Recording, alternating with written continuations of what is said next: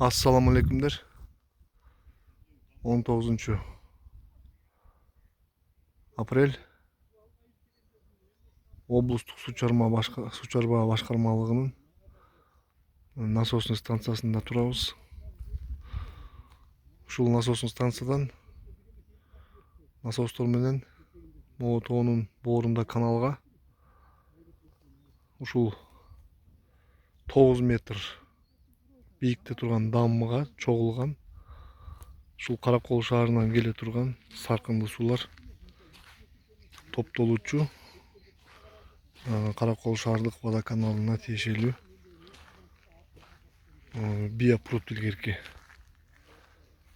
Азыр учурда мамлекет тарабынан көңүл бурулуп, акча каражаты бөлүнүп, дүйнөлүк стандартка жооп бере турган саркындыларды тазалачу ишкана салынып атат. Эң негизги көйгөй ушул суу, ушул суунун сапаты албетте азыр эч кандай тазалык болбой эле. Ошол себептен дыйкандардын көйгөйү ушул өтө коркунучтуу суу менен айыл чарба продукциясын сугарып, аны ушул эле элге колдонууга жумшалып атканы бул өтө туура эмес нерсе. Ошон үчүн Бөр баш айылынын тургундары ушул көйгөй менен нааразычылык билгизип, бүгүн ушул жаз алды сугаттын астында көйгөй болуп атат. Эл карапайым дыйкандар бул суудан баш тартып атат. Себеби түшүнүктүү. Анткени эмне деген Каракол шаарында автомойкалар бар, көп кабаттуу үйлөр бар, мончолор бар. Анан мунун баардыгы тазаланбай эле ушул бойдон келип куюлуп атат биякачы. Анан чындыгында обал эле да. Баба дыйканга обал, ошол баба дыйкандын чыгарган продукциясын жеген адамга обал да. Эми азыр бул насостук станциянын жетекчилиги айтып атат. Катуу шамал болгондо бул суу толкундар могул дамбанын үстүнө чейин уруп атат. Мына дамбага уже могу жери 1 метр эле калыптыр да. Өткөндө бороондо могу дамбанын үстүнө чейин чыгып атат. Бул эми ЧС алып келиши мүмкүн да, экологиялык катастрофа көлгө кетет мунун баарычы. Ошон үчүн насосный станция азыр суранып атат.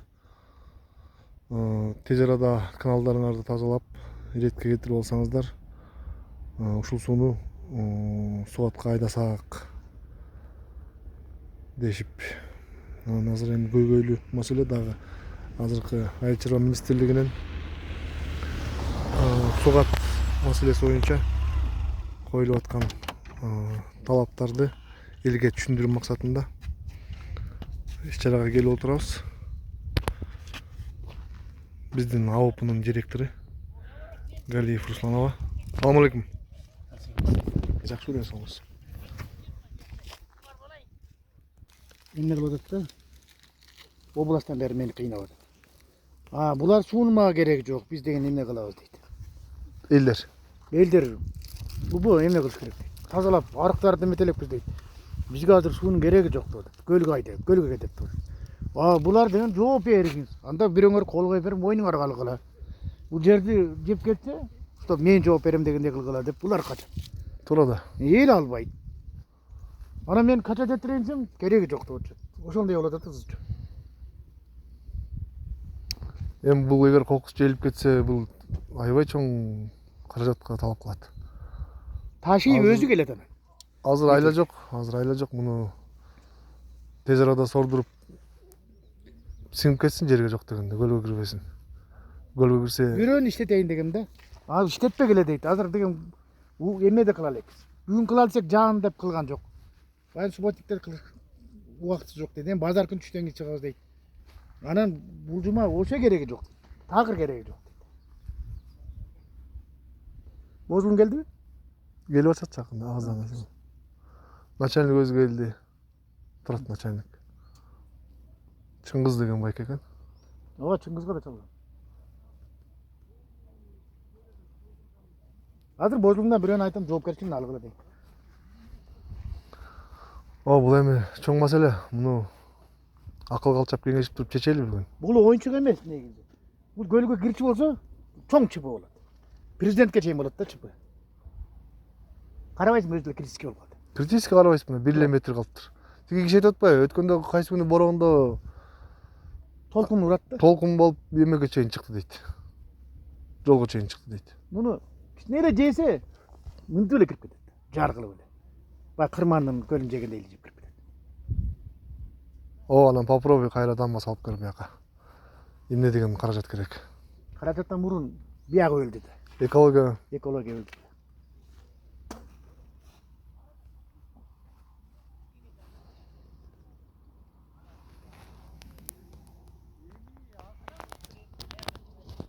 Бугула деп анын тиягын эптеп мүшөктөрдү тосконбуз башка. Жасаган жок өзүлөрү.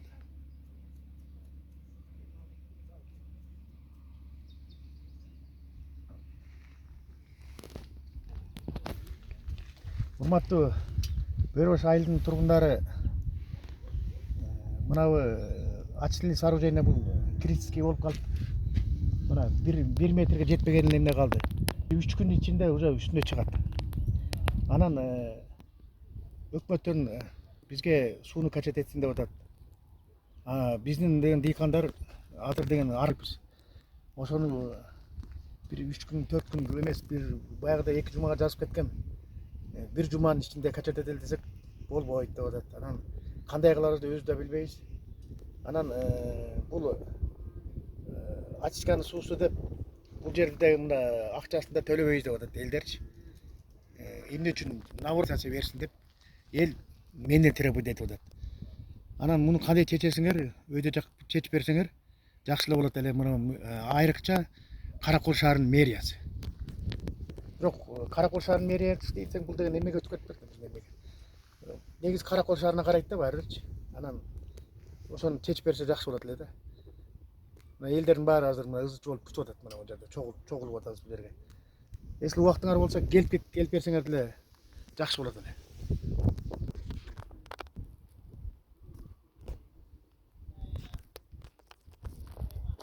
Bizde Kalmagarık деп коет. Kalmagarыкта bizde 1066 гектар сугат жер бар. Анын деген жарымдан көбү ушу пристанда ушу суу менен ичет да. Анан пландалган ремонттор 7 гектар жерди эскаватор менен тазалап, баарын даярдап алдык. Айылдын каналдарын баары жакшы. Анан бир эмеси ушул аркыбетке бир трактор керек болуп атат да. Аркы 14 гектар жер бар, ошол жерди казбасак жолду суу каптап атат. Былтыр да каптаган, быйыл да кой берсек дагы каппайт. Анан аркы ары бери өткөн элдер ошо жол менен өтө албай кыйналып атышат да.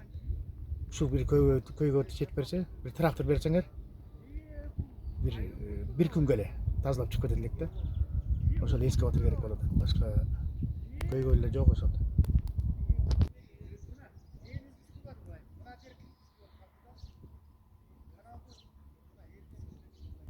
Assalamu alaikum. Мен Каракөл насос станциясынын жетекчиси Токтомуш Чыңгыз Бейшеевичмин. Şu Karakol насоста иштейм. Karakol насосто 10 киши, менен 11 киши иштейбиз. Bir elektrik, 8 elektromotoris, bir охранник бар. Мына көйгөйүбүз суу бассейндик болуп атат. Бассейн. Бул суунун Каракөл шаарынын сыртындагы суусу толуп кетти, уровеньден өтүп кетти. Негизи уровень 3 метрге чейин эле болуш керек эле. Бул деген 1 эле метр калды эми. Самал болуп суу жеп кетиши мүмкүн. Азыр насосторубуз Кудайга шүгүр жакшы, насостор иштейт. Насосторубуздун баары ремонттолгон, акталып крастетилген, даяр турат. İşletебиz Кудайым. Мына Бөрбаш менен Бозбулуң элдер жаңыдан чогула башташты. Чогулуп бүтүп, каналын даярдаса эле иштетебиз. Кайда барбайт, көлгө кирет. Биз деген эгер эме уруксат берип эгер эме кылсаңар биз деген бир эле насос иштеп турат элек да, хотябычы. Бир эле насос иштеп турат. Ошо бир эле насос коюп ошол Бир эле насосту жок дегенде бир жума качет этип алсак эле кичине ылдыйламак да. Бүрүн кичине түшөт эле. жок, аны түшүнүп атам, түшөт. Азыр деген көрмө эч ким суу албайт да. Суу албайт. Азыр барат, бу арык менен эле түз эле коесуң. Кайра эле тияка барат. Баягы ырдыктын жолун жасатпадыңыз. Ошол жака урат. Кайра эле барат. Урат, былтыр мен азап тартпадым, зам губернаторго чейин келип. Жакта бул стратегический жол да тартсам жүрөт. 3 күндө дагы жасап койдук аны. Анан азыр деген муну эл эгинин айдап атпай, вот критический поле ушул болуп атпай, мына погода элди эгинди айдап атпайт. Пойлага кире албайт. Эгер пойлага кире эгин айдалып бүткөн болсо, эл анча мынча бедесине алса болот. Анан эл, например, бул бедесине алса, мен жандагы менин пойлам айдалбай калса бүттү проблема. А бул ызылдайт анан скажет, ты чё натворил? ошол болуп атпай, ошон үчүн азыр эмнетебиз. Муну эми бир эле надежда карап арыкты карап бир коюп, кайра өчүрүп, кайра коюп ошондой кылыш керек, башка эчтеке жок. Арка жер, только каналга сиңириш керек да. Эгер мындай да кылсак болот да, мындай да вариант бар да. Биз эртең менен кечке чейин карап турсаңар, кечинде өчүрүп коюп турсак да болот да. Ошондой да вариант бар да негизи. Күндүз иштейт. Күндүз иштейт. Түз иште, аны мираптар менен эмесе, Ошондой да вариант бар да. Мен кишилерге атайын негизичи. А так мындай азыр дистеде муну качайт эткенин пойлага кирет. Элинегин жери айдалбай жатат. Ошону түшүнүп атам. Ошол болуп атпайбы? Түн ичинде Түз кое берсең канал менен барып. Аква мындай болуп атат да. Анын үстүндө жазда кеч келбейт. Түн ичинде карабай да калса ошентип жеп кетиши мүмкүн. Күндүз келип мындай жана анча мынча жерлерге карап буруп турсаңар, биз күндүз иштетебиз. Быйыл чыга элек да. Даже нет его. Эртең менен 8-де эле, кечки 6-га чейин. Монда болгондо хотя бы монда. Уже сугарса болот эле полянычы. Эртең менен 8-ден кечки 6-га туралы. Пока биякты бүтүп эме кылгыча анан Усманова мага чалып койсо эле, же болбосо келе калса эле мен күндө ушул жерден. Жок, азыр бизге дагы бир мага акча чогултканга жакшы келип атат. А эртең бир экскаватор бергенге болот, бербейт. Мына ал бияка кайрылыңыз. А эртең акча бербейбиз биз аны. Экскаватор деген 7 гектарды мен өзүм чуркап атып алып келгем. 7 километр десең. О 7 километр. 7 километр тазалап беришти. Эртең обязательно экскаватор керек. Эртең субботник болот, ошол элдин баары чогулат да, ошондо эле Керек. арыктардын баарын карап чыгыш керек. Жок, карап эмнетесиң, бирок все равно экскаватор анча мынча жер керек. 2 экскаватор бар, алар иштеп атат. Завтра. Кайсы айылда билбейм. Там арык все мокрое. Завтра Ал с тетиги- одной стороны, я думаю, толку нет. Советский жакта. Барабыз. Жок, аква. Жок, барган менен Азыр- сабырайсың кайра кетесиң, эчтеке жок. Если кургак болсо күгүзүп эле кете бересиң да. Азыр тиякта суу эмнени кантип кайра наверх тащить его? Буякты сброс по-любому надо же делать здесь тоже. А тазалаш Вот керек да, единственное, по-любому тал палдарын алып хотя бы мындай.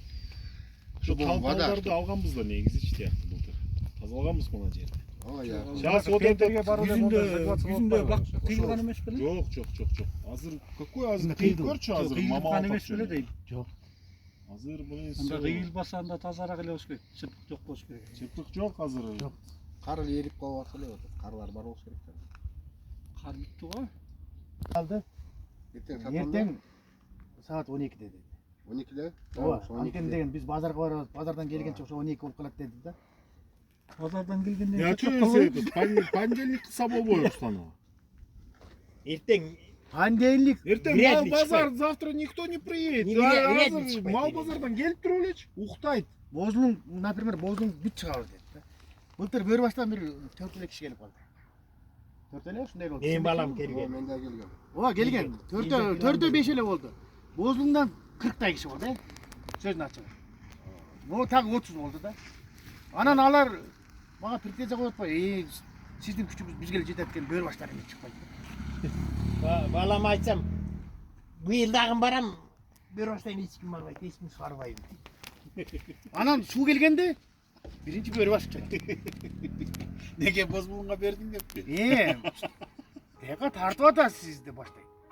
Я бозулун мош беделерин сугарат аларчы. Ага.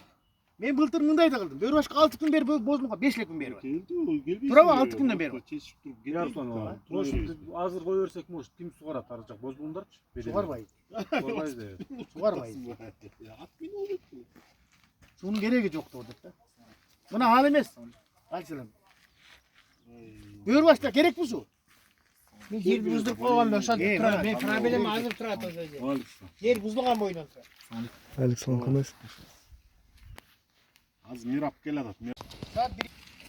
Buraya daimir gelgen yok. Az keladi.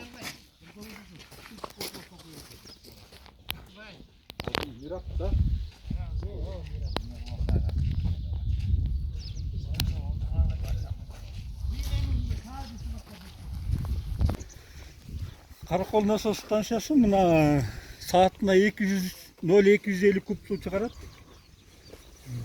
620 hektar dep turadi gejerde. 620 hektarga su çıkarabыз. Mына насостун состояниясы жакшы буюрса. Бүт даяр турат. Үйдө чыкпайт да. Валума. Капулаз да? Спокойно. Мына Каракол насос станциясы.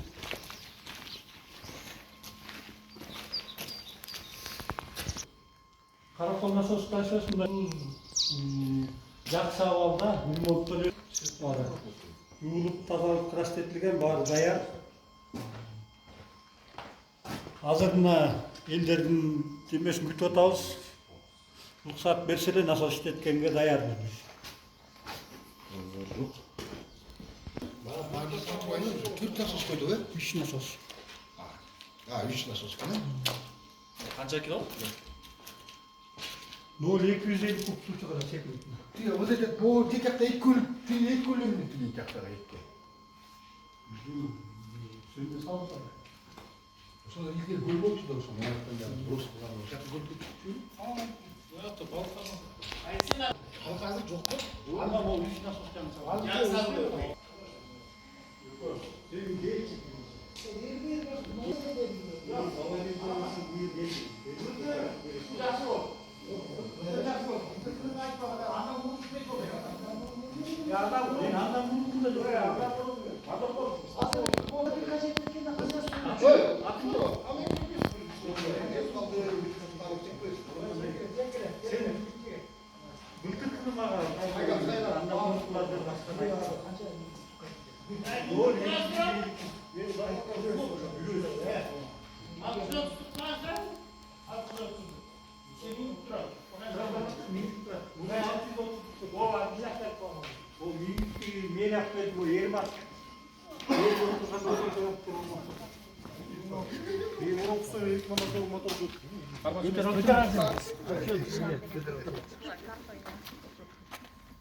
Oldu gördün hele cüzbe çıkal hemen. Assalomu alaykum. Жапсыла дарвазамды.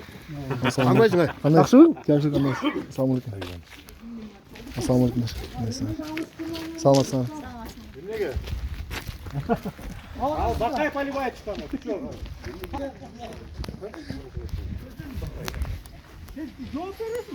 Учурда насос токтоп турат. Срочно муну иштетпесе дамма желип ысык көлүбүзгө экологиялык катастрофа болгон турат да. Ушул жерден тияктан сууну кое берет, бияка ачат. Бияктан келген суу могул турбалар менен онун артында чоң адыр бар. Ошол жерге кетет.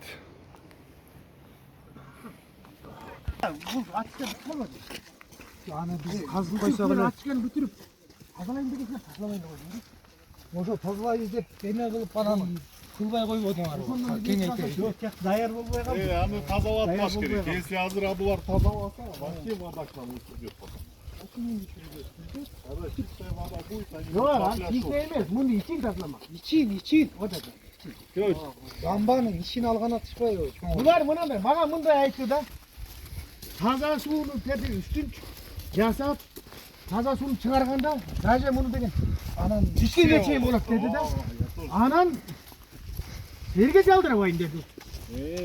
Doldu göl kaydı. Biz proversen bana oldu. 250 litre su kaç etet tutmayız. Al oradan ne taza su. 100 litre kozulmuş gerek ha. Yaptım. Ya. 100 litre koşulmuş gerekti mi? 180 litrede. Yok, o misal için sasık su yemeğe düşüyor da kanallar. Şuға деген дапанның таза су қосушыңа керек те туралы. Қанша? 80 litre тек жерден қосамыз. Лоток менен кошот. Ошону бизге ешким көрбөйт экен да. Тетик жерден бир 30 литрдей суу агызып койсок кандай болот? 30 литр. Эл көрүп ары бери жүрүп турат. Мындай кылалы. Сен istегенде кел. Дан кет аз иштетесең, аз иштетесиң. Азыр биз жерден суу даярып турат, сууну кошобуз ошондо. 80 литр таза сууну кошобуз. Суу даяр келип турат. Жээк менен же лоток менен. О, лоток жээк менен өсө көп суу эмес, азыраак болот да. Мондан нечи бир 30 литр суу кошуп койсок кандай болот? Аяка. Жанагы жерден. Андан Жок, кошсоң, насос күчүнө кирип иштеп аткан. Анда кошсо болот. жок. Насос. Кайсы жерден? Андай Биздин болду. атайын эме жасалган да тиякта. Тетик башынан Жок, жок. Жылды кошподук кой бул пеп. Ал суу жетишпей калганда. Насос постоянно иштеп атканда бир мындай 30 литр таза суу кошуп койсок, ары бери өткөнүбүз баарыбыз көрүп турабыз. А бул лотоктон бияктан эч ким көрбөйт экен. Бияктан сууңарды каяка барып. Ошондо азыр эмес дейт. Азайганда кошуп беребиз. Азайганда баягы. Жо баягы күнү суу атканда ошондо еш керек да. Масса башталып атканда. Барганда билесиңер, аллергия, Былтыр деген кошкондо кадимкидей биякта эле тазарды. Анан бир жаманы деген мур менен сугаргандан кийин күрөп кирбейт да жерге. Анысы бар. анан ошол казылганда анан алып барып силер эмесин жаап салып атпайсыңар ал жергечи. Турбага чейин бир машина кумун төгүп жада калса тиги турбанын ичине чейин ыргытып Ал жерде деген бир мен бүтүп өттүм ба. Мына Руслановага деген айтсам алып барып мüşөк түзүп койту. Анан мисалы үчүн деген бул жер монча толгондо ар жака суу төт. Анан мисалы үчүн көл деген бизге караштуу да. Көлдү мисалы үчүн силер эч кимге жооп бербейсиңер, мен жооп бермесмин. Атайын кыш күзүндө экскаватор айдатып келип атайын ошол жерди бүтүп өттүм атайын. Ал суу кирбесин. Суу ар жака чыкпасын дедим. Наоборот ары. Ары чыкпасын. Уже тепкенде ар көзөй кайра чыгып О, ар көздөй төбөт. Мисалы үчүн 54 гектардын бул жерде суу ар жака төбөт эле да. Аны дагы түшүнгүлө аны. суу Анан азайганда азыр ошондон кишинин ар бир кишинин чөнтөгүнө телефон бар. Эртеси күнү бирөө тартып туруп эле. Да. Интернетке чыгарып, Самое опасное, если Фейсбукка чыкса. ошондой чатак кылат да. жайдын суу күчүнө келгенде 30 литр таза суу кошуп берели ошол элге бар. Ары бери өткөндө бар. Мына Руслановага бултур руксат бергенбиз. Мына Русланова өз эле балдар менен келип казып. Сен кайдан бербашпы бозбуң? Субботникте келгенде эле эртең субботник элдерге ушундай бир эме кылса болот да, сол сброс кылган. Кимге суу керек, кимге суу кереги жок. Ошоктон эле чечишпесек атабыз. Беделерин сугара берсе, мисалы үчүн. Сугаргандар өздөрү карап эмеле сугара берсе болот экен. Атак Азыр баягы жаган Анан оос менен могу сүйлөшпөйсүңөр, Дамир айткандай жанакы ПМКдан алып тазалап берсеңер. Ошо жакта эмне деген полюбной жерлер бар. Вот сугарат эле да ошо жерлерге суу айдап чыгып. Мощно болот. Бүт сугарат эле. эскаваторлор азыр жок. Эми жок болот. Хотя бы бир экскаватор менен жолду жасап атпайсың. Жана эмне суу каптап түп жакты. МЧС алып кетип калган баарын. Эми келечекте Анан болбой кайрат. Кайсакты суу караңбы? ПМКдан ары. Короче, этот Канча бир побережье бар, там мощно можно багара поливать. болуп калып атат. Багар. Ошону мисалы үчүн өкмөт дагы жасап берсе, казыпчы. Дагы Азыр уже сугарат суу деген болду бир топ эме болот эле да, бүт казылып. Алар деген ички арыктар деген бул кишиге тиешелүү да. Бул кишиге кайрылган. Почти 3-түн 1 бөлүгү калып калып атат, суу ичпейчи ошо жер. Азыр мына сууну проблема кылбайт, айдайт. Аңызды сугарса да уже Былтыр эме. бирок алды полный 100% ичти. Анан жолду суу каттап кетти. Жок, бул бетин айтам Русланова. Биягы ПМКдан ары. ошо жер ичти. Сугарышты. Мына жыбарак жерде рамат кол тепкен турбайбы? Ал киши сугарбады. Ал жол карабай кашасын чыгарып атпай, канал Суу эмени эмнеден тазалабас. келди былтыр, барган поляга, кечинеси уже чогуу болуп кетип калды. Эми мына Оостун кишилери деген быйыл мындай деп атат да. 5 киши акча төлөдүбү? 5 кишиге берет. Мени деле келбеди. Э. Мен башына турам да. Каяка сууга акчасын Суунун кимге башында. төлөйбүз? 5 киши төлөсө ошо 5 кишиге эле кой берди. Ал төлөбөй койгондор. Төлөбөй койгондорго кой бербеди. Жок, биякта суу тем более стратегический суда, моякта биз сөз Жок, анан дагы кызышы болот. Русланова кой бербей, анан ушундай убакта кереги жок кезде биз сууну айдайбыз. Анан бир убакта токтоп туруп калып анан күздүн кайра айдайбыз деп сунучу. Siz mumda süz. Суну берген убакта бергиле эл төлөйт. Төлөйт. Бул азыр деген Ким Бартабаев жанагы айчарба министричи. Бул кишинин мына ушул Талманбай 5 сомдон деген ойлоп тапкан ушул системада анан жанагы 5 киши акча төлөсүн, анан 5 киши сугарат деген баары ошол жакта. Анан бул мен айттым да 5 киши алып сугарса, көк жактан 5 киши сугарса, көк жакка чейин эмне деген жол бар. Бар да алар чыгып сугара берет. Суу потеря Десе болот. анда мынтип үчөө сугара берсин, экөө кайтарсын. Ушундай системаны айтып. Siz mo açık айтпайсыз. Эми колдон келген жардам мен кылам. Былтыркындай эле сууну канал батырбай айдаганга аракет кылам. Буюрса. Өзүм баштап туруп алып, ошону кылам да. Yok mo açık su mo по-любому. Эми бул ачышканыкын Алейкум. мага да жакшы. Мен деле өзүм деле кызыктарым ушугачы. Анандайды. Эгер мисалы үчүн менин түшүнүгүм боюнча жактан түшүндүгүм боюнча эгер силер төлөбөй койсоңор жерге мирап эч ким иштебейт. Ошону айттым. Биринчи Канал тазаланбайт. Анан канал да тазаланбайт. Мисалы үчүн сиздин канча жериңиз бар? Ошол жерди келип туруп 2 метр тазалайсыз да сугарап кетип калат. Отур. Устан барат да 2 метр тазалайсыз. Анан калганы эмне болот? Yok osunçu men сурабайт айтып атам. Анан мисалы үчүн сиз айтып атпайсызбы, акча төлөбөй коюш керек деп. Акча төлөбөй койсо канал да каралбайт. Эч ким мирап да болбойт.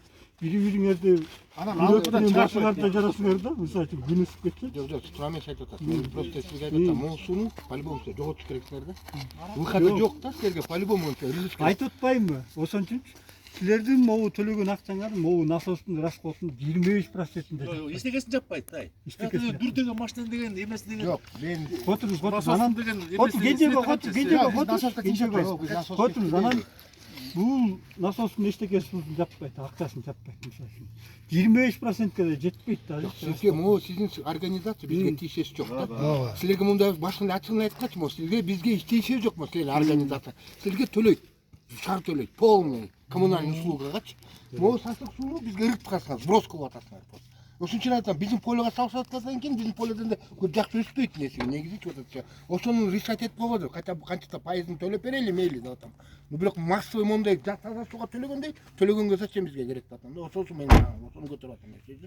Ошонту айтсаңыз Ошону айтам. Биз силердин проблемаңар негизи бул шаарга отношение эметет. Сөзүңүзгө каралсам Мурат ака, ошо 200 литр 250 литр суу качет этет деп атпайбы? Ошонго положено таза суусун кошуп берсин. Төлөй берели ошого. Через лоток эмес, мо эл көрүп турсун, могу дамбада баа казылып жасалбадыбы? Эл 100 литр дебейли бир 30-40 литр суу постоянно мында кирип тургандай болсо болду. Ары бери өткөнүбүздө көрүп турабыз. А бул жерден эмнени ким көрүп атат? Сүлүстү астан. Жок, азыр эмес. Азыр эмес. Суу күчүнө киргенде. Жок, Качет этип атат. Ошон үчүн мен сизге айтам. Сиз заявление жазып койгончу. Вот сбросты, вот вода сууну сбросты сиз заявление жазыңыз. Сиз лучше сиз заявление жазыңыз буяка. Моорки сасык сууну сиз сугарып атабыз. Бизге ошо суу принципте кереги жок, бизге таза суу келбейт. Биз алар менен төлөгөнгө Сөзүңөр алжы. Мен Абдрахат менен ошожу согушкам. Сөзүңөр алжы. Бул сууну ичкенге жарайт. Сен эмнени айтасың? Анализин берейин ошо эмесин. Жок, ал мурун кезде ишкенге жарат. Азыркы убакта Сен болбойт. уюп тур. Сен кезде, мен депутат кезде ал кезде балык жок. Жок болчу. Депутат 2 жыл мурун болгон. Жок болчу анда. Ошондо ичкенге жарайт деп берген. Сен аны айтасың, биринчи алмаз көз, баспашы көз. Муну алып алып барсак, муну су кечкенге жарабайт деген. Кечкенге жарабайт деген. Не только. Анан кийин андан алмаз болуп жазып, Темир Сариевке, Примерге жазылгандан кийин Пример кел атат деди. Жолду сүрүп кирейт. Бир күнү келип кайра анализ алгыла деди. Анализде барсак деле ичкенге жарайт турбай, силер эмнени айтып атасыңар деп. Анан премьер-министр кел атат дегенде сүйүнүп премьер келсе мен энең дагы ошондо айтайын деп.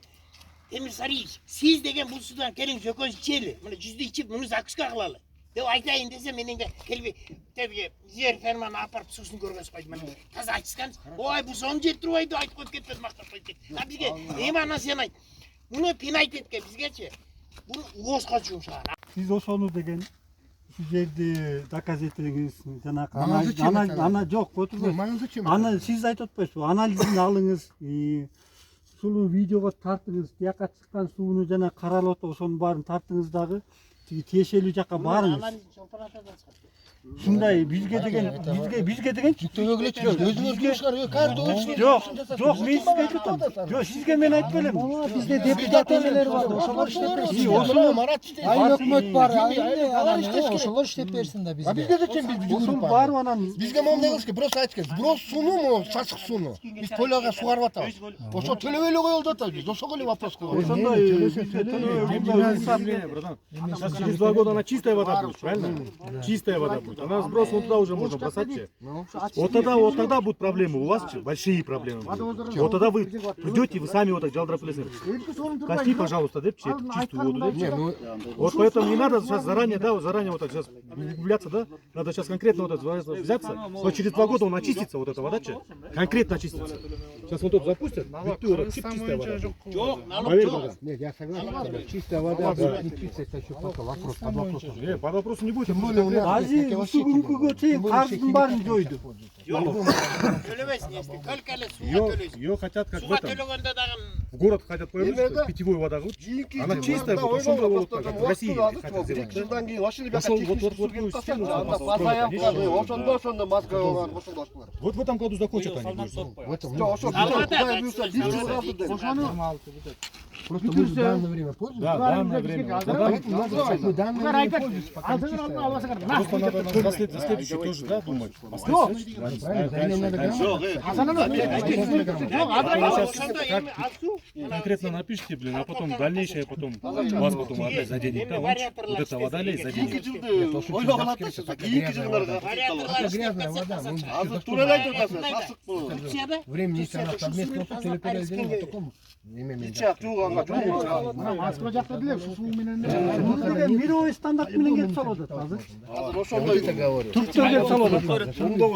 Кийинки жылы дойногула сиз кийинки жылда берип атат да, силерге таза суу берип атат да, бизге тазброс, могулки суу берип атат. Биз ошол үчүн кимге Жок, быйыл ушунуп атам. Быйыл силер ушуга менен кийинки жылдар тойлогула да. Жыл келет ал да, бизге жазабыз да, эле турат. Жок, булар ушу сууга неге бекитен төлөйбүз деген сөз айтып атат. Ошондой да.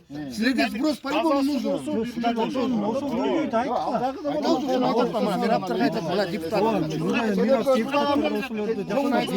Бар күчүң ачып.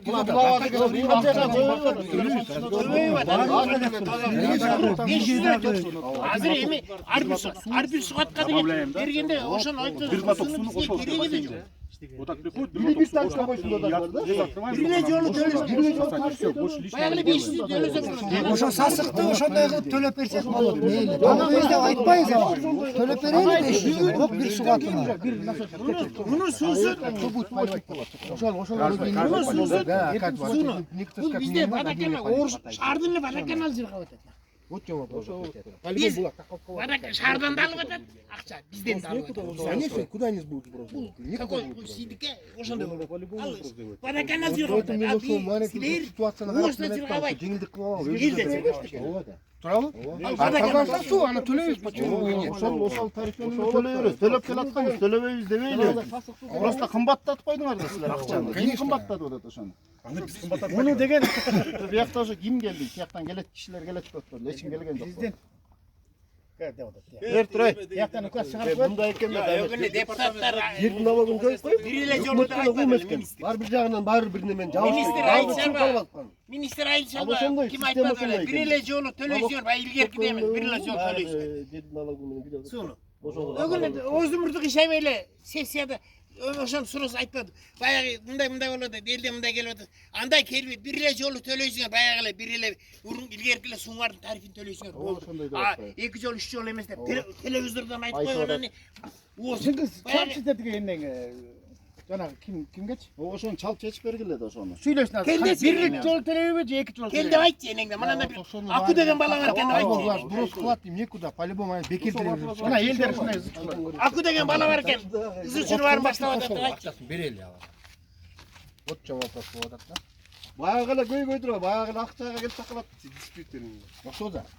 500 сомдон төлөп берели ага. Бир сугатына төлөп Ошону берели. сүйлөшүп алат да. Жок, бир сугат эмес, постоянно канал. Төлөп берели. Анан кайра Жок, мындай болот. Азыр деген Оост, мен Оосттон азыр деген бул ички чарбалык арыктар оостун өзүнө өтө элек чүңгүлө.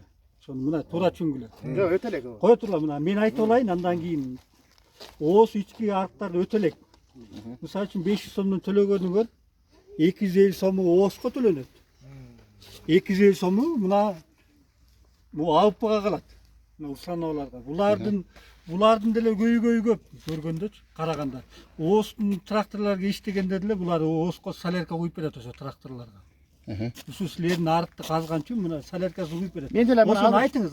Азыр келем районмен жаздым. Иштебейин деп. Булардын мисалы үчүн монтип жүргөнү деле жол расходу бар, эмгек акысы бар мисалы үчүн. Мага мынандай кылды. Мына мага Булар деген мисалы үчүн сиз машинаңды айдап бензин куйбайсыз, иштек куйбайсыз. Установа кое турбайсыз. Мына сиз келесиз, бир күн сугарасыз кетип каласыз. Экинчи күнү сен келесиң, үчүнчү күнү сиз келесиз, андан кийин бул келет. Анан бул киши күндө жүрүш керек да. Күндө жүрүп атпайм мен. Былтыркы жарым зарплатымды алып элекмин. Силер мир апсыңарбы? Ооба, акча жок болуп зарплатымды алдым. Бул киши Мен жүрүп атам, бул кишиге чалат, анан мага чалат баары. Суу бербейсиң, тиги талашып алды, бул талашып алды. Таза суу 500 сом төлөсөңөр, 500 сом төлөсөңөр, ошол менен иштеп атабыз да, биз көрүп атабыз. 250 сому оозго төлөнөт. Ошол 250 сому силерде калат, бул АВПда калат. Булардын деген дагы арык казганы бар, арбет басканы бар. Жердин эмеси канча качет этип бергениңер, гектардын жердин объему бар да. Э? Кандай объем? Канча гектар деген жердин объему бар да, 620 гектар деп турбайбы? ошондой. Булар деген мындай кылды. 1066 гектар бар экен. Бизде. Общий эмес, Калон, салон баары бириккен. Жок, бул колонтук эле дейм да. Жок, жок. Сууну ичкен бөр баш менен. Ошонун деген например, былтыр биз деген 140 миң, мен былтыр 200 бирдеме миң төккөм. Быйыл андай эмес. Быйыл 500 миң төккөм. Мына 500 сомдон 500 миң төгүш керек. Это общий бөр башка полный. Полный тияк бар төгүш керек. Таптаза төгүш керек. Андан калбайбы? Мына былтыр 300 миңдин тегереги эле чогулду. Берген бол, бербеген бол, анан эртең бүрсүгүнү деп чоюп, моюп атып калды мына. Көбүнчөсү беределиктер бар. Сен статистика бересиңер кимге суу карабай эле вообще. Кээ бирөө жеринде карабайт. 1 гектар болсо ал силерге ошо жүктөп атат. А кээ бирөө карабайт да, жерине кереги жок десе. Ошону деген арыз жазып, оозго барып, мен мына 1 гектарым бар, мен суу карбайм. Анан ким алыш керек болсо, ким иштеш керек болсо боюнча. Кайсы? Оозго жазышың керек, анан ооз деген 1066 гектар эмес, 100 гектарын кыскартып коет. Ой 1 гектар. Сүзүп кете берет да. А силер жазбасаңар азыр көбүнчөсү мындай кылат да. Меники 2,5 гектар. 2 гектар суу ичет, жарым ичпейт. Кайра кал деген суу барбайт деп төлөбөгөндөр да бар да. Аны деген госрегистрден чыгарсын деген да кайра. Документ керек. Документ жокпу болуп төлөйт. Жок, аны сиз кандай статистиканы төлөп атат, мен түшүнбөй атам ошону. Кээ бирөө жерин карабайт, кээ бирөө таштап койгон. Анан силер кандай общий статистиканы берип атасыңар да. Ушунча гектар жер, ушунча гектар суу барып атат деп. По идее элдерде кээ бирөө суу карабайт. Биз бербейбиз. Жок, сиз бербейсиңер. Буларда деген бар. 1066 бар. 1066 алар. Суу карасыз, суу карбайсың урган жок. Айтып атат да. Отчет, ушул эле отчет кете. Ушуну эле бересиңер. Бияктыкы да бар болуш керек, отдельно өзүнчө. Колонтуку да, насосуңарда. Айтып атпаймынбы, 620 620 дедиңизби? 620 гектар. Ал арыктар биз коля менен жүрүшүбүз жок дейм. Мына бул кишилер бөлүп берип турбайбы? Бул сиз турбайсызбы, Эми сиз 650 гектар бөлүш керек экенсиңер, значит, получается. Могу суу менен биз эме кылып атабыз, Бөлүнбөйт баягы эле статистика. Жок, биз да бул суу менен суу карабыз да, тилгертип. Анан айтсаң, Элдин көйгөйүн жеткизиле да. Быйыл чыдайтырсаңар, эмдиги жылы мына тияктан Эми коркутканыңар ошол болду. 1 жыл чыдасаңар кайра жалдырап келесиңер деп атасыңар эми.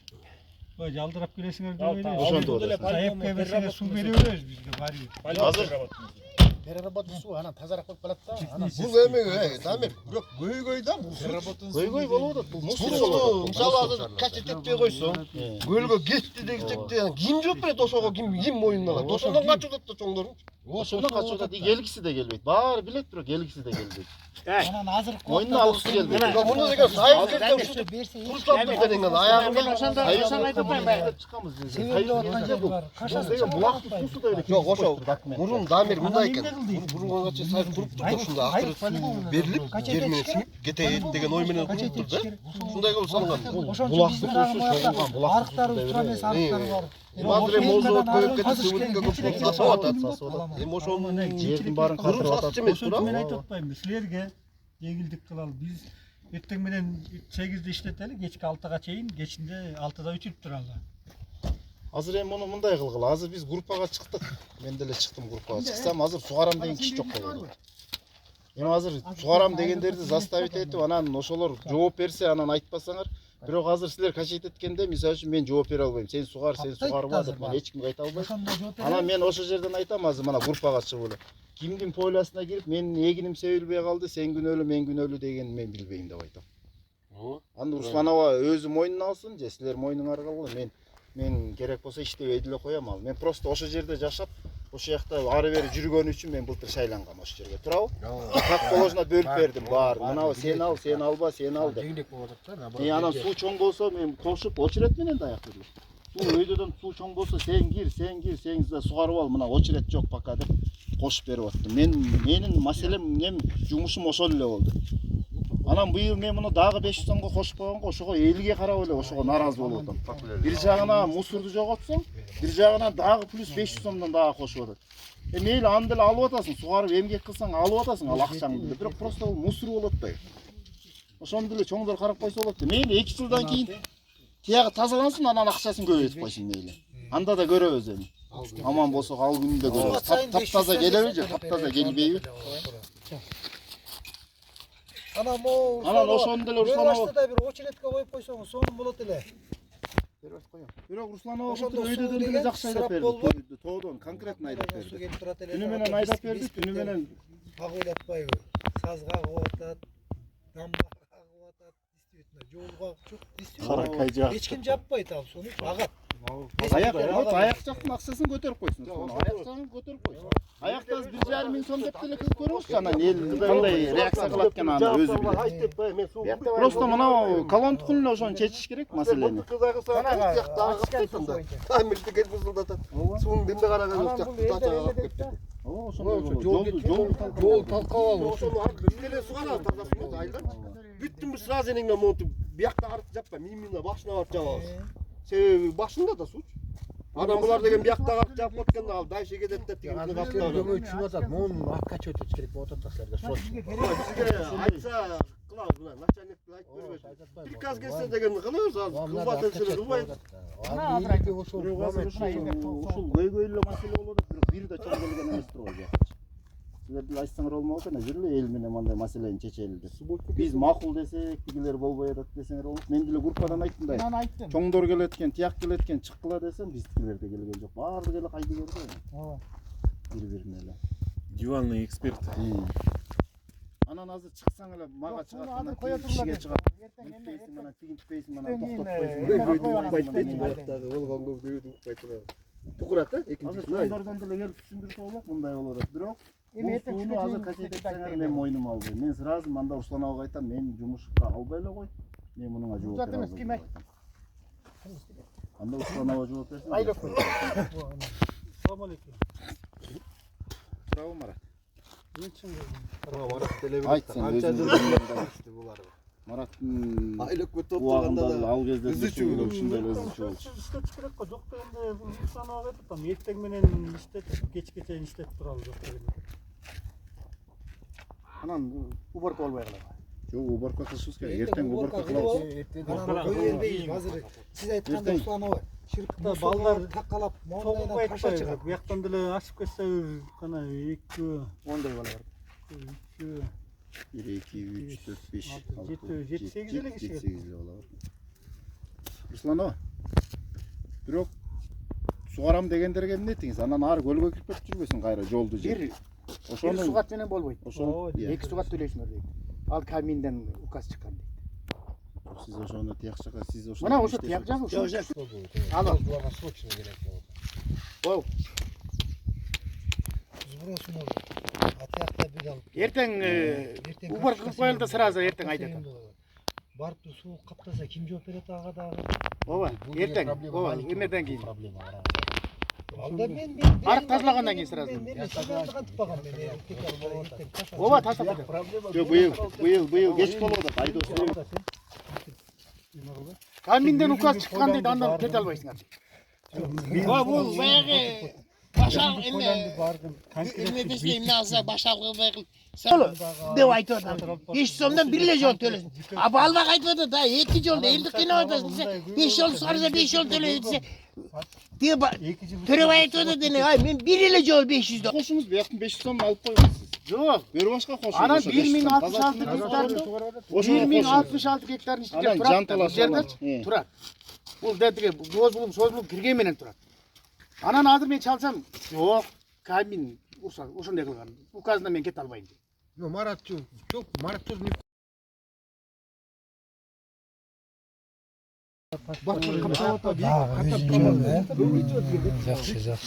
Kudayım bilsem bunu 6 etap menen kazılattı. Aha. 6 etap menen. Bu yerde degen taş var. Teçeki жерге poligonga, oşu жерге эми şu mayda baştalat al poligon. Kudayım bilsem. Ошондо ушул суу сактагычтын көлөмү кеңейип, тереңдетилип, Terengletler. объем Объем tereng. Balık olacak ha. Kuday buyursa. Yerdi ilmesinde tegerete setke tartılar. Yağının tiyağına güçük var. Bayağıday bu yol menen şadırаңda hiç kim жүрбөй калат. Ошону көбөйүшүн. Вот поэтому говорю, азыр вот эмен киргизсе, бир арыктарды жасаш керек. Ошону бар биринчи жасашыңар керек. Арыктар Şu жерге төгүлөт. Кудайым билсе. Азыр дамбаны жазылат, о жерде төгүлөт. Анан тетиги маште турбайбы? Ошо жерден да кичине мындай маште менен өткөндө көрүнүп турат, ошо жерде ичкет. Ошо жерге да төгүлөт. Ошо жердин баарына эме да 150 машина КАМАЗ төгүлөт. арыктар чоң болгондо, ал беден келип сугара берет. Бул бутса былтыркыдай болса жолдор түзүлөт. Ичкенге жарайт деп берген деген антенна. Ошо кагаз бар. Тазалап где-то жарым саат, 1 сааттан кийин мындай арылакканда мага айтсаңар биз иштетебиз насостучу. Анан суунун баарын өзүлөрү жаап кетсе болобу, суун силердин группаңарга айтпайсыңар. Болот ошо 50-дөгөр Ишке аткан деле жаап кете беребиз. Өзүбүз эле жаап салабыз. Кете беребиз дегенде Русланова эсип келсе эртең дагы. Вот чоң вопрос. Келет, бозултар. Сразу могу трактора чыгыш керек, арыктар жасаганга сразу чий сразу бүтүш керек. Ушана аныңыр чыкырыңыз. 50-дөгөлөр чыксын. Өзүнүн границасын карап кетет. Кечин чыдайсыңар, панель чыгалы. Вот ошону тазалаш керек. Если аны азыр тазалабасаңыз тетиги жол жакты. Вот сууну можно было туда буруп ийгени можно. Трактор жок да эне. Трактор. Вот. Могу Оштун тракторлору иштеп атат. Анан каздырсаңар мо ПМКдан Дамир, ПМКдан демеге чейин бүт ошо казылган жок да Сен ар бир айылда жок дегенде 40% базарга чыгып иштейт, базар менен. Алар келет азыр эртең, энисиге барат да энисиге. 2 жума мурун эле келип кагазын жазып кеткен. Жок, 2 жумадан кийин алам деп. 2 жумадан кийин алам. Жок, 2 жума мурун эмес. 1 жума өтөлөк. Байма эме алып кет. Эмнечи? Чыңгызова, мындай да болот. Ала кел бир отол жакта жаздырып калалы. Мындай да болуп атат. О келген кишилерден жаздырып калалы бир отол. Маселе мындай болуп атат. Бүгүн группага чыктык. Мен айтып атты. Аны ООС жасайт деди. Турабы Русланова? Өзүңүз уктуңузбу? Кайсына? Мына каналда ООС жасабалсын. Это за то, что мы деньги платим деп айтпадым. анда да вопрос жасайт. ООС жасабалсын, биз чыкпайбыз деди. ООС акча сындырып атпайбы. Алып атат, ООС жасасын. Оосту мен силерге түшүндүрүп айтып атпайбы. Силер жана 500 сом төлөп атпайсыңарбы? Ошонун 25%-ин эле 50% ООСко төлөйт. 20-50% алпыда калат. Өзүндө калат. Жок, өзүндө калбайдан төгөсүн. Турбай акчанын баары. Жок, айлык бүткө, Мына сен деле уктуң. 3 айга эле 10 миңге төлөп. Mana bularga da таза деп ошо Mana bıyılkanda emas. Men jamdan balma qo'shini suradi. Suu shaqqa ketadi. Suu chorva ministrine Анда каздырсын айтет эмени. nima bo'lsa de. Каздыргыла те 14 те. Nima bo'lsa. Alarni o'zlari jasaydi deysiz. Chalg'anga kelganda biz o'zga chiqadi. O'shani aytadi. Balma qo'shini aytadi. бизге калат 50% бияка төлөбөй калат. деп чыгат. Каздыргыла анда 14 те Айтып кетет. енді бір жоқ қылсақ, эми мына колго чыгып алып биз техника жалдасак, Еще им анан- за каждый полив поливаю потом. анан субботникке чыксак. Байман. Каздыргыла те. Эрте жазда тракторлор келип атпады Сиз эле. мындай Ошондо неге алып келген жок? ошол акчаны менен жарымын төксөңүз да жарымын эмне деп туруп кармап калыш керек эле. Мен жазда субботник кылам, техника жалдайм десеңиз болмок экен. Андай маселе Былтыр деген андан кийин. мындай болуп калды да. Жок, ал Баягы деген Балдардын акчасы Бурун- кылам. заявка бериш керек. Ошон үчүн өкмөткө Биз деген мына монча арыкты катышыбыз керек бул жерден деп. Булар деген мындай кылыш керек болчу. Үзүндө айтыш керек болчу. Мен мынча километр арыкты казам деп. Айыл өкмөт анан ушуга карата заявка бериш керек. заявка бериш 7 керек. километрге берип каздырдым бербей. Жок, Казды. аны күзүндө бериш керек болчу. Анан булар деген кышында деген декабрда деген бюджет бекитчет да. Так, о жерде мынча жерге расход, бу жерге мынча расход деп. Аны бериш чыгарыш керек. Биздин жумуш да сондай. Биздин Жок, мен 7 гектарды тазалаттым. Şu avıtı PMK'nın mangdayı. Вообще Бул жерди мен билген эмесмин. Аяк. Билченде бияка келет. Если ушай Атып тракторда канча жылдан бери казалаттым. Союздан бери чим өсүп, жолдун бүт эки кашасы. трактордун бирөөнү бияка коймокмун да, бирөөнү бөрөш коймок. Жок, азыр муну мындай 9 күн болупту. Пристан негизи вообще казыла элек. Муну бүгүн канчасы? боло элек. Оостон биздин айыл өкмөттөн эч ким эчтеке жасай элек. PMK'nын арты че? 9 күн. Картофтон ошого айтып 12, 13, 14. Каналдын баары толуп Кырдыкская калган. трасса. Вот аяқты Тракторду киргизип, могу арыктар жасаш керек биринчи. 5 күн бар дагы убакыт. ошо арыкты тазалап 5 күндө Мына бу жака жазып коюңуз мына. арыктарга тазаласын, анан Дагы жазып кетиңиз мына. 5 күндөн кийин анан берсиз суңарды акырын бере берсе болот. ооба, ким чыгарам десе чыгарсын. Өздөрүңүз Я айтып могу жанды жатсаңыз, Жазып коюп кетиңиз мына. жазганда Мен Жок, уже болбой калды Руслан. Сиз бир эле жума дегенсиз. Элдерде чыгып атып ПМКнын эмесин каздыргыла да. Ошону сейчас надо Руслан агам Өкмөт жана угул вообще казыла элек негизи. Канча жылдан бери казылбайт. Эмне деген кайрак болуп жатат. ПМКдан тетип бушка чейин отуруп кетти. Чоң тал. Былтыр барды. Былтыр бүт койласына жем бар. Азыр мондай. Арык түрүндө эме кылса, арык түрүндө казса, суу кетет. Эртең мен барып жазам. От PMK'нан. 5 сомдон деп атат. Анан алар макул болсо болду, болбосо билбейм. Мен бир копиясын алып келем. Таштап коюп бир копиясын алып келем. Болду. Анан алар кандай чечет? Туура түшүндүрүңүз. Мындай маселе болуп атат. Бул жерде Ай, мен даже деген баягыда 9 болоскон деле айттым. Мына ачкан суусун керек болсо деген төлөбөй эле койсок болот десем. Эмне деп атасың деп атам мен. Sen akça alып atасың, ошо сага эмне деп атасың? А мен акча алып мага эмне демек бул? Руслан ошол жака ошо келмек эмес. Оостун кишилери келмек. Анда эмнеге акча жыйнап атасың сен? чыгылса башаламан кылган экен да болушунча. Жок, эч Ошондой болгон экен. Башаламан. Аларга барсаң Руслан абага жиберет, Руслан ага келсе ооз карайт дейт. Бияка чыңгызган айчы. Ооба. Брос кылдыш. Бияка айдайт деп ошондо бири-бирине мындай кылып туруп айлантырып салган. Эмне крайний жок биякта. Китайча алып келесиң. Bir kayını bul kişi. Бул да биз муга күчүбүз берет, бул кишиде айтыш керек эле анан. Жок. Китайча алып келет, суу бересиң. Китайчасы жокко суу жок. Буга сөз. Жок, ал. Банка төлөнөт. Өзүнүн маселе. Керек болсо бербей койсоң ал жанталашып эле келет. Sen azı bize akça çoğuldu vereli. Sunak esevine. Sen elden akça zina var mı? 500 somdan az zina ver. Sen ekskavator kazdı. Элдер кайра судан акча жыйнабайт. Ошону менен. Кандай ал? Оска теп. Оошто деген болбой калат да. Улам турбай, арга эмес турбай. Улам турат да. Оска эмес турбай.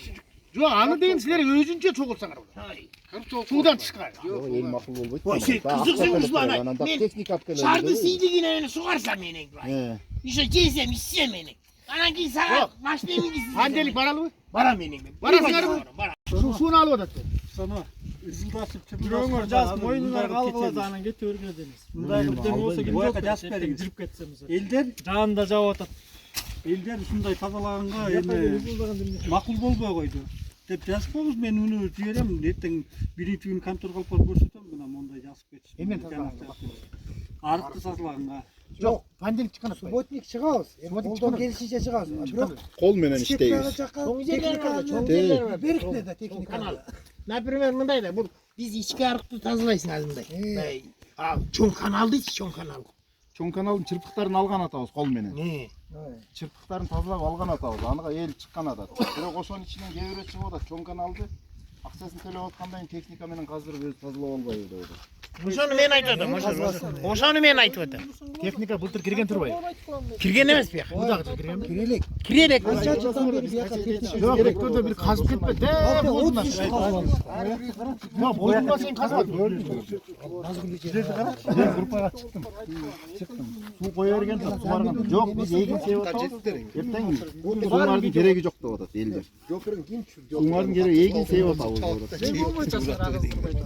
Жана бирөө Мына жооп берем дегенге мына бу жака жазып колуңузду жазып кол коюп кеткиле. Конкретный бар конторго айтып айтты. Болбосо деген бирөөңөр, бир экөөңөр жооп мен жооп берем дегиле. Бул күндөн күнгө көтөрүлөт. Эртең кетти. Эртең кирдин бара. Кандайча апташын. Эмнеге барат?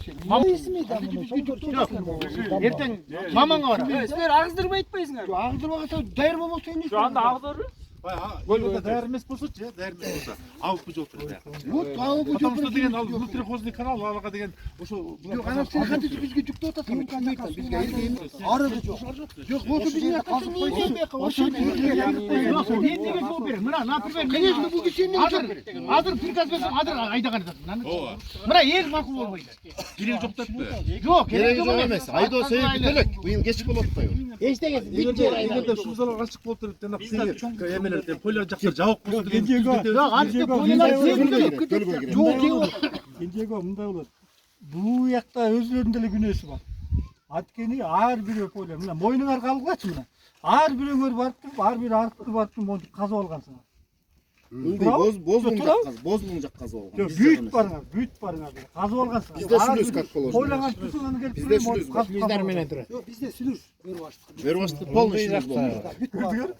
Азыр чыксаң көрүнөт да. Жок, чыккан базар. Бүйт барып ондай ар бирөө поляны түйүнө мындай эле казып алышкан. Сиз эмне маселе менен ошону айтып атасыз? Какой маселе? Өзүңүз жүктөп атпайсызбы? Мойнуңузга бизге жүктөп атасыз. Мындай экен да.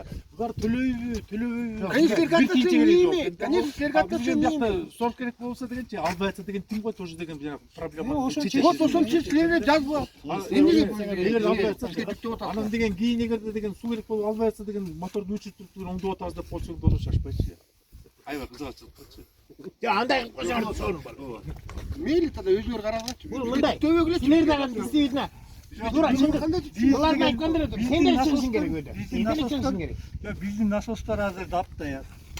Кудайым буйрса, дагы бир 2-3 жылга гарантия бар иштейт. Жок, эми. Жок, азыр силер айтпайсыңар. Силерге наоборот силерге ушундай күн ысык болуп турганда 2 насос иштетип силерге жардам беребиз. Аны туура жүрүп атам. Силер Жок, сен дагы азыр мына сендер туура жүрүш керек дейт. Котсаңыз бирибизге кыянат кылбаш керек. Бирибизге кыянат кылбаш керек. Жаман суукан албай деп деген суу жетпей атат деп 2 насос иштетти деп дедилер.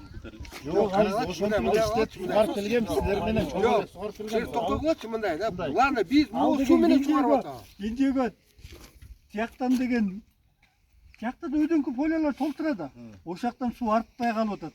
Буякка туурабы? Ошон үчүн Бияка жетпейт. жетпей калып атат дагы. Ошон үчүн 2 насос иштеткиле деп атат. Биз макул болуп иштетип атабыз. Ага деле макулбуз, иштете беребиз. Өзүңүз карап атчы. Мен бала кезде бияка арендатор болуп иштеген. Ошондо илгерки кишилер айтчы. bir насос качет эткенде 250 литр сууну качет этет. Ошондо биз 250 литр сууну эки эле кулакка бөлүп алдык. Болду. Койлага киргизип элек. Азыр 200 литр сууну канча кишиге бөлүп берип болот? 3-4 кишиге бөлгөндө жетпей калып атат. 4 кишиге. Ошол көйгөйдү. Ошон үчүн биз требуйт этип атабыз, эки насосту бербейбиз. Ошол көйгөйдү мына мираптар ошону караш керек да. Эми калама быйыл 2 насосун делечи, 2 насос качайт эткенде арыгыңа батпайт. Арыгыңа азыр мен жакшы Мындай да болчу. Биз ошол эле тариф менен эле сугара берели деп атабыз да бир кишиге. Биз ошонго келдик. Бизге тариф нужен. Жок, ошондо Аны баарын чечпейт экенбиз да. Эме деген департамент чечкен башка корупция биздин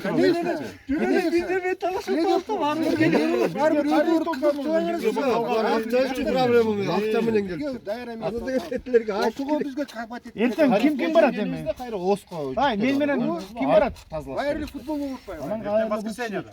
Эртең воскресенье Панделик ким барат? Мен ошол айтып барып. бу келгендериңер баарыңар Давай, мындай кылгыла. бердиңер мындай. Мамандын айлык. Туруп жарылып кетсе ким жооп берет? Билесем мен барам, беришти мен барам. Ким жооп берет болсо сиз мында суроо бердиңер да. Бизге келип такалган атпайбы? Сен караган жоксуңар биягыңарден толук кеткенге чейин Сиз айтқан. суроо бердиңер да. Ким жооп берем деп атат. Биз деген айыл өкмөткө кат бердик. Айыл өкмөт биз азыр маман да бар. Ал кана маман айыл өкмөтүгө. Мамандын айыл өкмөтү менен албы жооп берет. Ну. Вот ошол болуп атат да. Вот ким анан буга жүктөп атат? Зачем буга? Азыр мына Биз мына даярбыз деп заявка бергенбиз мына. Установа келип мамандын айлык азыр айтып бирөөнү иштете бергиле. Макул иштеткенмен арык даяр эмес да. Элдерде суат болуп атат. Жер бу жер элди түшүнүш керек да. Муну адам мамандын айлык көтүнө жаздырып алда биз деген мындай кылалы. Арыктардын баарын жаптырабыз эртең. Атайын арыктарды жаптырабыз. Бүт түшүнүңүздөр. Жабыш керек. Ана уруксат беребиз качайт этсин. Айлык көткө аны Русланга жазып коюш керек мойнуна. Була мойнуна. Көлгө киргенде телефонго тарттыр мына. Берип койгон болду аны. Мамамдын айлык көткө өзү касып берет экскаватор менен. Ошол болот проблема. Атак мындай кырда чечалып. Жок, ошону барып панделик барып Эртең ушу сөздү айтыш керек аяка да. арыктарды эле барып жабабыз полный. Бизге айтып. Түшүнүңүздөр, полный жабабыз. Что беребиз да. Акыра Мен азыркы күндө да качет эткенде түптү суу эме. Ошо кирсин. Кирсин. Ошол кирсин. Киргенде болбой атат. Ала бермекчи болгон көлүздөн. Жок, анан башка бизге экскаватор бербесе, мына бир нахы экскаватор кол менен каздап атат. Ош карасаң ош айтат, мен билбейм, бизге эмес, биздин тышкар бизге Жагым кассын да, касса сууну экиге бөлүп койсо азыраак. Ушулан каздап аны. Жок, ошол чогулуп барсыңар силер чечесиңер да. Я Установа силерде буякта алыпта экскаватор жок да. Мындай Установа.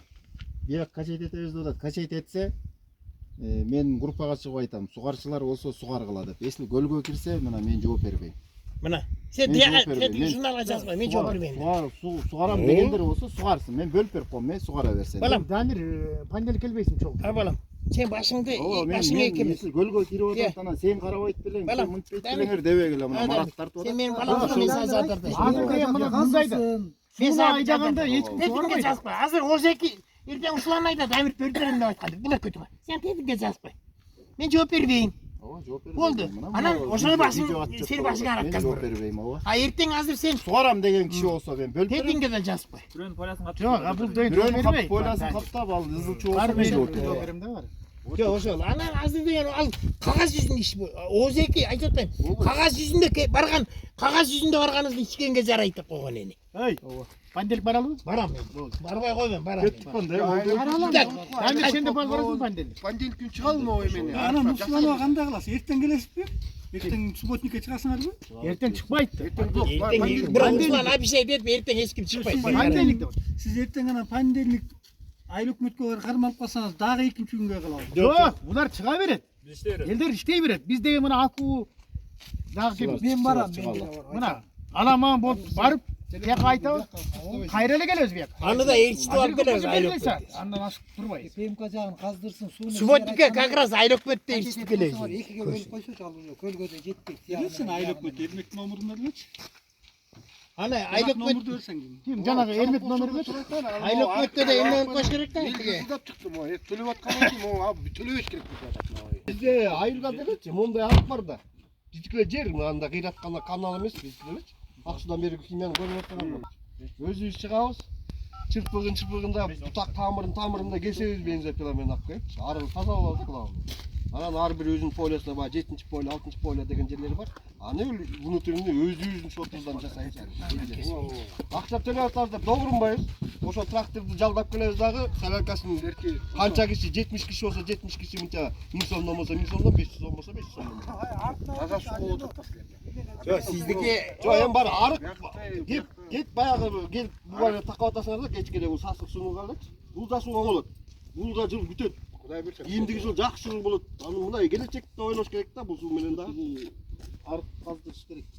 Ошолордун баарын такташ керек болот да ошо. Арыңарды биринчи очерет арыңарды. Негизи силерде деген мындай кылыш керек эле да.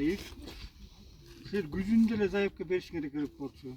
Бизге мынча километр арык тазалаш керек. Анан айыл өкмөттөн дагы ошого акча Заявка берилип 7 гектарды кылдык. караганда ошондо косо каралат. Анан мисалы Мен бул үчүн аркетти мен билген жокмун. баягы иш-чарда керек болбойт.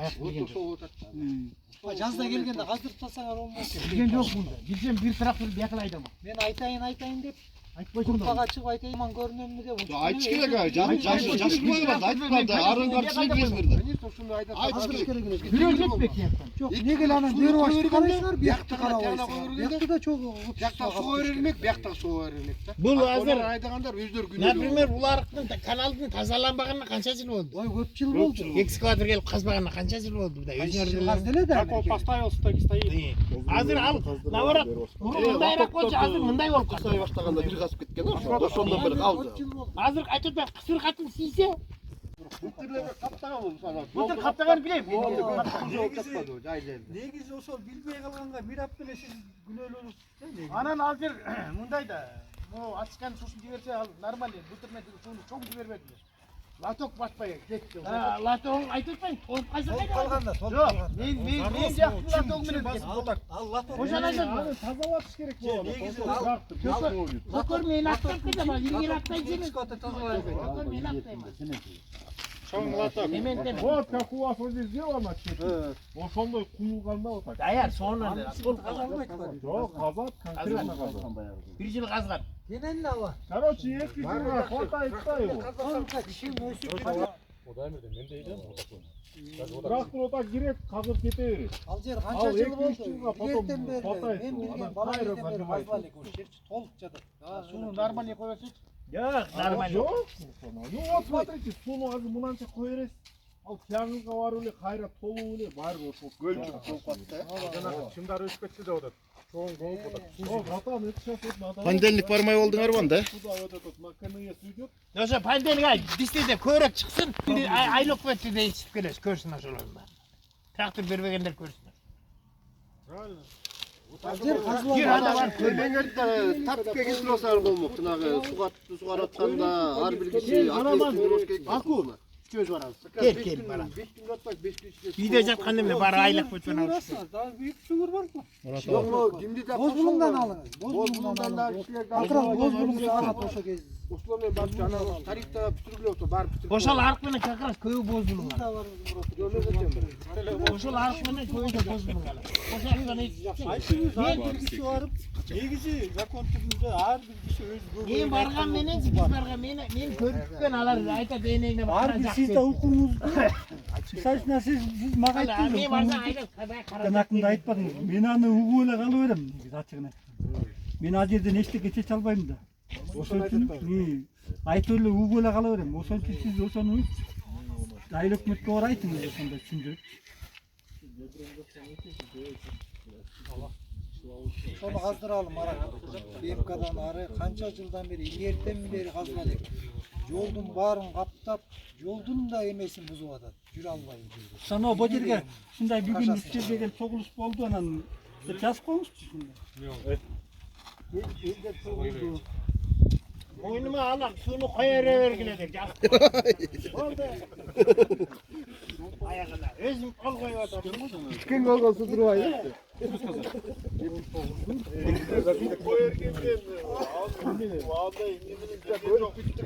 Проблемаңар бирок. Эмеңерге келгенде дагы погодага да карап калдык да. Аны быйыл жаан көтөдүк. Элдер обязательно келет. Суулардын кереги жок.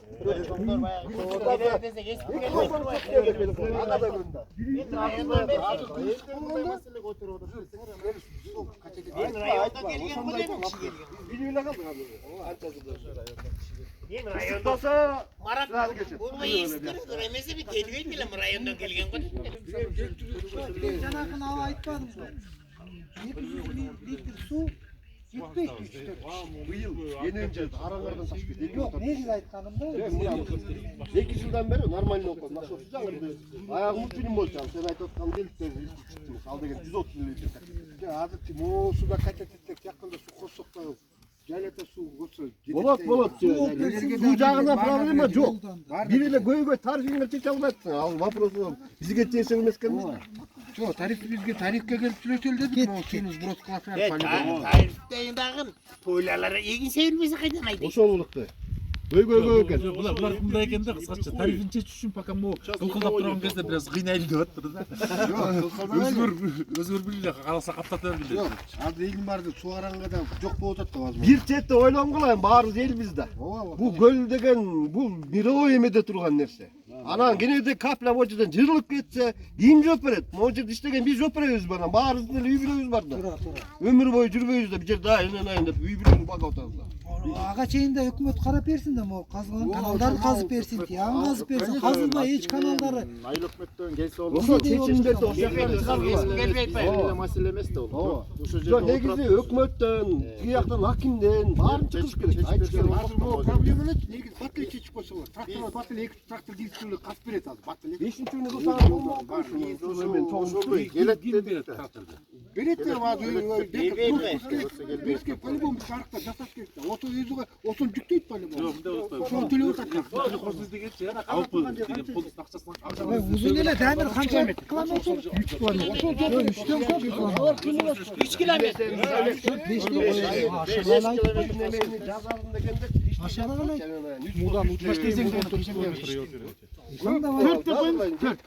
5 kilometre. 4 kilometre Жок, я мен силерге билип эле турам, ичиндеги ютубдарда билеп трактордун күчү керек ал. Элдиге анда жазып аласың. Ошол керек болот. Трактор чечилип атат. Ыйлабасаң эмчек кайдады. Мына ыйладың эмчек кайда мына келет атат. Трактор берген сурап атат. Жер канча жерде. Вот это. Азыр мына Прям башынан аламан. бери гана уруп койсоңор. Азыр мен жанакы Аксуунун суу чарбасынын жетекчиси менен сүйлөштүм азыр мен. Азыр айтат, мурункудай эле төлөсүн дейт. Именно ушул сууга дейт. Анан тиякты да кошпогула. Именно ушул насостор. Анан эртеңдерден экскаватор хорошо жиберели дейт. Вот мына чечилбейт. Oldu mu lan? Анан силер субботникке срочно чыгып, срочно сууну кой берели дейт. Болду. Мына ыйлабасаң эмчек кайда мына чечилди. Ошо чечилип атат. Бир 2-3 эмес. Тияк эмес, тиякты айтпайм. Именно ушул насостон чыккан суу. Короче, очистойдуку. Ал жерден чачырсаң да келбейт. Мына ыйлабасаң эмчек кайда. Тракторга келет деди. Азыр суу чарбанын жетекчиси өзү чалды. Аксу райондун суу чарба жетекчиси. Ошентип иштешсек болот. Анан жерден таза болсо анан өзүңөр жалдырайсыңар деп коркуп да. Маселени чечишип болушубуз керек. Ошол Кийин кайра өзүңөргө ок кылганда азыр ушу чоң чыккан жатты. Анан кайра келип анан жакшы заман келип калгандан баягыңар гана деп баягы билесиңер сөз унутулбайт да. Ыйлабасаң эмчек кайда. Ыйлап койду. Sana sabah 100 somun arka verip. Susun çay. Kim sugarat dep. Sen Murat болуп жүргөн көрөсүң да. Эртең менен кечээ километр мурага чейин деп койсун. Эл анан депутаттар баш керек да. Төлөсүң, калгандары Анан акырын менен Эмгектенер, короче, арыктарыңарды жасашыңыз керек экен. болду, чечилди болду. Oldu. Oldu, ben hızlı çıkıyorum. Bana var, sen var, men var, ol hızlı çık. Bana hızlı çık. İlamazsan emce kanadı. Endi ошо 5 сомдо төлөштүк да.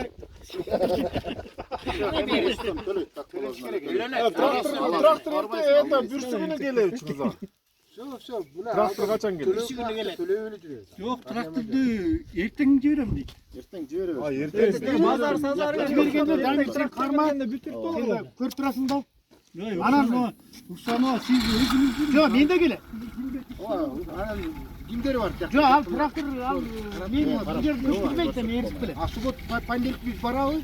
Анан чона Ертеңден баштагыла окуя. Ертең Дебейл ертең. ертең киши келбейт. Келсе келет. Ертең келіп жіберсе, ертең барыш керек. Келиш керек. сиз дагы жазып коюңуз бояка. Ертең элдер келбейт, биринчи күнү чыгарабыз. Жазып кол коюп кетин. Аммеге мен жазам. Сиз мына элди унутпаңыз, сиз эме тотпайсыз. Айны тотпайсыз, туура? Жоқ, ертең ешкім шықпайды. Бұл біз бешіміз келмейміз. Жоқ, ошон үчүн сиз жазып кой кетин. Сиз аты жөнүңүздү. Mana bozgunlukta kelet. Ооба, бозун келе. Bozgunluklar постоянно geliyor. Былтыр көрбөдүм. 2-3 kişi geliyoruz böyle ostan. Сиз Русланова бербеңиз да сууну келбеген кишилерге но. Эзипчи. Nazgül Cengiz, например, составлять список. Mana bul geldi, ti geldi, anan suga gelgenden anan kelmeyemezsin de ошон Ертең ошо. Ha siz деген пайда болосу жок, бул калас. İşteş керек да. Böyle хаты кишide иштей албай. İşteş керек. Былтыр эме деген сууну жакшыландырган. Ел, жан Бул проблема. жагынан сөз болгон жок. Мол порядка var. Полный. Русланова бер баштагы кызакша айтат. Сөзлөр группага жазгыла да ертең субботниктерге суу конкретно аласыңар деп.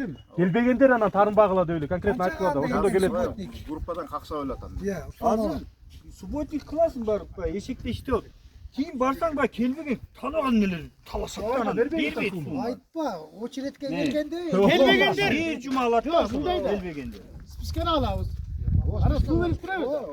Анан келбегендер билесиңдер. Келбегендерге ана келгендер биринчи кетип, келбегендер кийинки калат. Ушундай кылып алсаң Ушундай байлар негизи сиз мындай кылышыңыз керек. Ошого жана группаңызга айтышыңыз керек.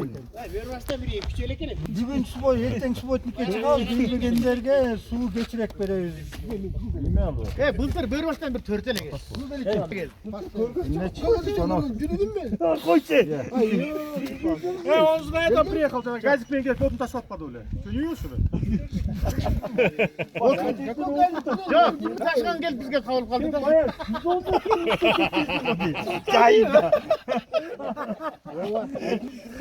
Көргөн жокмун сен. Жок, бул өзү мындай орусча өскөн бала. Эме кылбайт. ертең 10ға келели анда. Кара маган тий. Сен Куатакай менен келген керек. Русланова. Негизи сиз ООС менен иштешип аткандай ушул маселелердин баарын туура карап, туура чечсеңиз болот экен. Мына акча чогултуп атат, мынча процент мындай ошонун баарын бөлүп мээ деп эле алып барып эле баарын Жок, негизи ошондой ошонун процент. баарын карасаңыз болот экен. Бүт бар. Негизи- Мына жакта мынанча километрди каздырам кийинки жылы. Могу балага мынча миң төлөп атам, мунуга төлөп атам, мунун акчасын бериш керек, мындай кылыш керек. Жок, ал уже жазылды. Тигилер Аны кетет. келе акчаны мынанча чөгүп десе эле мейлдеп койбойт. Бизде деле көйгөй ошондой да. Биз мисалы үчүн насосту мисалы үчүн мына айтабыз мына сезонду кийин насосту өчүрүп атпайбы, өчүргөндөн баштап жаза баштайбыз. Үйгө мынча запчасть керек, моундай запчасть керек, мынча акташ керек, мынча краска керек, мынча неме керек. Мисалы үчүн мына бул жерге мына 100 телек мына четинде кайын пайын керек деп бүт бар. Күзүндө эле жазабыз ушунун баарын. Күзүндө барып жазып, күзүндө барып кийиребиз, анан кийинки жылкы, быйылкы жылкы бүт жетти, ошо күзүндө ошондо бекитет. Анан жазында анан эме жасабайсың десе айтабыз мына биз кагазды бергенбиз мына. Бербесең эмнен жасайбыз деп биз айтабыз. Мына 2023 ноябрдан баштап жетекчи болду. Мына Ромова билет. Ошондо эле жазгам бүт. Мына ошондон баштап мына акталып краштетилип мына буякта жүзүлөрдө сурасаң Ромова жакшы билет. Ошондон баштап мына ошо сетка беттер ошондо эле жазып ошондон баштап таптала баштапты. Мага зарплата. Андай иш болсо, жетекчи жакшы болуп турат месел 3 ошондой. айдан кийин болду. Мен жокмун да. YouTube'га киргизбели коймо. 3 ай. 3 ай. Ана кийин кайын Өз иш чара, кичинекей маселе.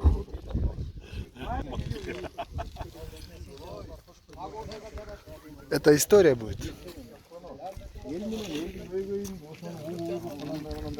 Ya annem degan 3 ay mına zarbat aldım ben istemeyin demeyin jüre berem men. Siz мындай кылыңыз.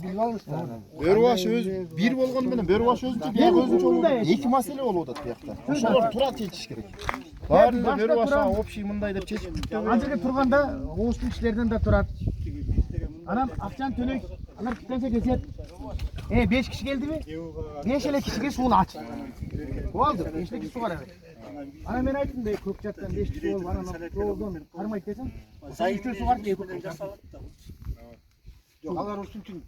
Alar dairde birsin de barına olsun. Bar dairde birsin. Bu yıl yok bu ne olacak da buna bu yıl oldu. Dairde birsin. Yeni yılda ama bücet çöt var bücette işte yok. Fakat buna şu akıllar çöt ошондо деген Аксу району боюнча 6 миллион чөт. Алардын айтышынча 6 миллион сом чөт. Алар деген жанагы 500 сомдон деген 2 жолу эсептеп чыгарды да 6 миллионду. Анан ошо 6 миллиондун ичинен анан булар жасайт. Ошо ойдон калды. Чыңгыз байке чечпеди. 500 сомдон калды. 500 сомдон калды. Калды ооба. Ар бир сугат эмес.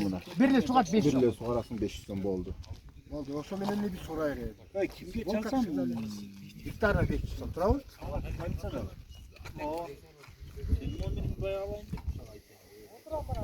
Bence de çok usta değil. Bence de açken çekiyor. Nasıl söylemek gerekir? Neyse mandat. Mayda çıktı. Söylemek lazım.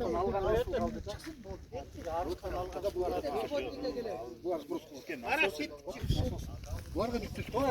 anda итегинен тезиге эртең мен саат 12'ye келейин анда. 10 деп айттык мен. Sana işine iyi yaparan sünüyüz.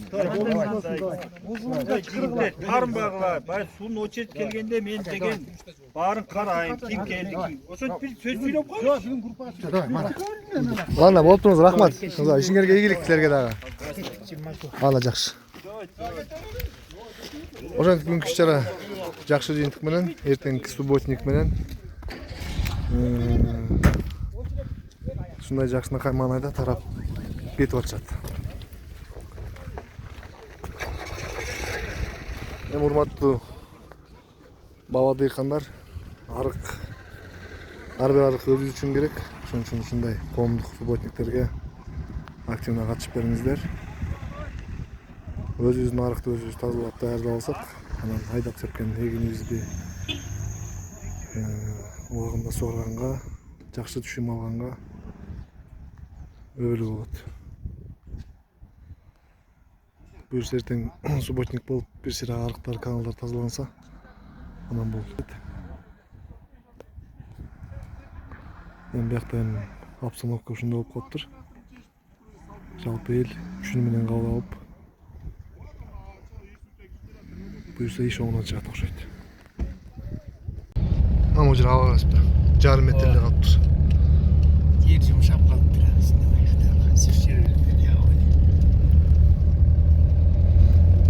Буюрса биякты засыпка кылабыз деп атпайбы? Ушу жерди дейт, поворотту засыпка кылабыз дейт. Моунун ичин полный кийин жайында азайып калганда казып тереңдетебиз дейт. Тозулат экен полный машина жүрбөгөндөй. Калайсыз эме деген бийиктик дамба.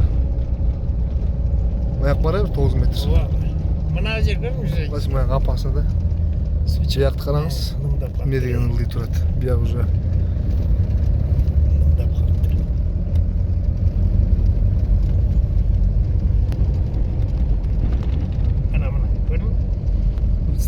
маяк уже эзилип калыптыр. Засыпка керек экен мына жерге. Мына метр. Өткөндө айтып атпайбы, борондо жолго чейин чыгыптыр да толкун.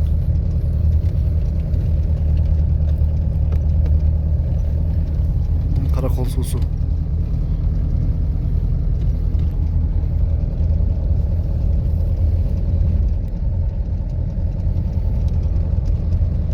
Каракол суусу көлгө кетип атат.